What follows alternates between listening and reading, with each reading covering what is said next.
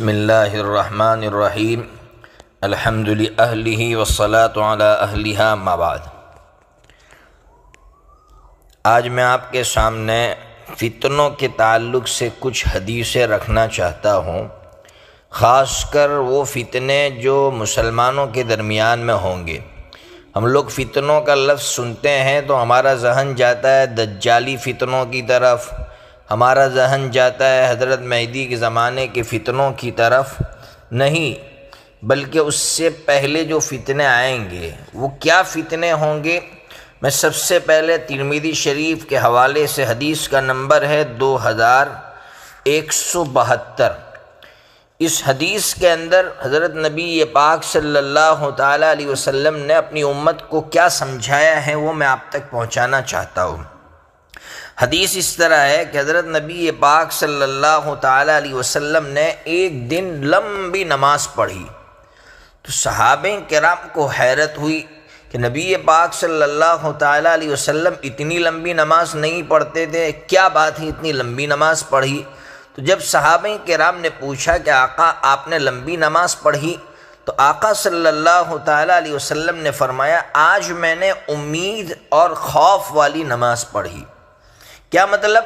حضرت نبی پاک صلی اللہ تعالیٰ علیہ وسلم نے اس جملے کا مطلب ارشاد فرمایا کہ میں نے آج اللہ تعالیٰ سے نماز میں جو نفل نماز پڑھ رہے تھے اس میں 3 دعائیں مانگی۔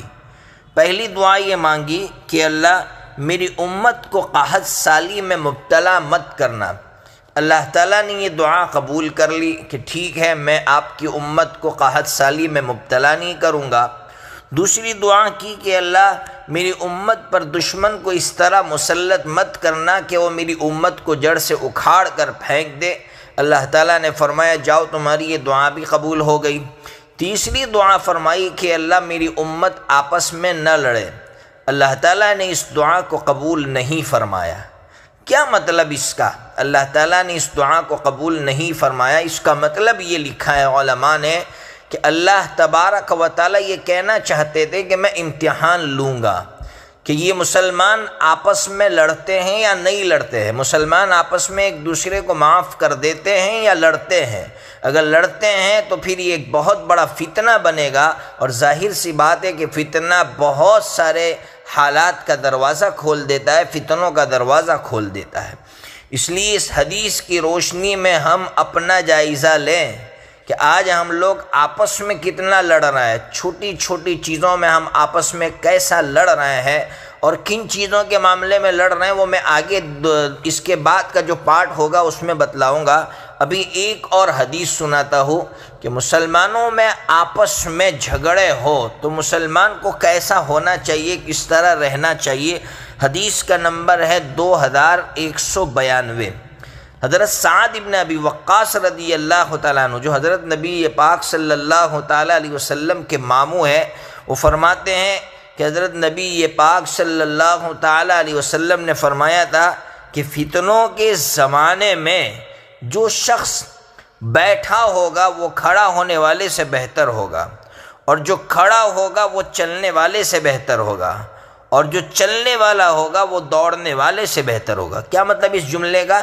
اس جملے کا مطلب یہ ہے کہ جو فتنوں کے زمانے میں جتنا دور رہے گا اتنا بہتر ہوگا۔ یعنی مسلمان آپس میں لڑ رہے ہو تو کسی کو سپورٹ نہیں کرے گا، خاموش بیٹھا رہے گا۔ پھر حضرت سعد ابن ابی وقاص رضی اللہ تعالیٰ عنہ نے عجیب سوال کیا کہ نبی پاک صلی اللہ تعالیٰ علیہ وسلم بتائیے آپ مجھے کہ اگر میں اپنے گھر میں ہوں اور میرے گھر میں آ کر کوئی مجھے قتل کر رہا ہے، یعنی کوئی مسلمان مجھ کو قتل کر رہا ہے تو میں کیا کروں؟ تو حضرت نبی پاک صلی اللہ تعالیٰ علیہ وسلم نے فرمایا کہ حضرت آدم علیہ السلام کے بیٹے کی طرح ہو جانا۔ کیا مطلب؟ آپ کو واقعہ معلوم ہوگا کہ حضرت آدم علیہ السلام کے 2 بیٹے تھے، ایک کا نام تھا قابیل اور ایک کا نام تھا حابیل۔ قابیل جو ہے وہ حابیل کو قتل کرنا چاہتا تھا تو اس نے کہا تھا کہ میں تجھے قتل کر دوں گا، تو حابیل نے یہ کہا تھا میں تجھے نہیں ماروں گا، تو مجھے مارنا چاہتا ہے لیکن میں ہاتھ نہیں اٹھاؤں گا۔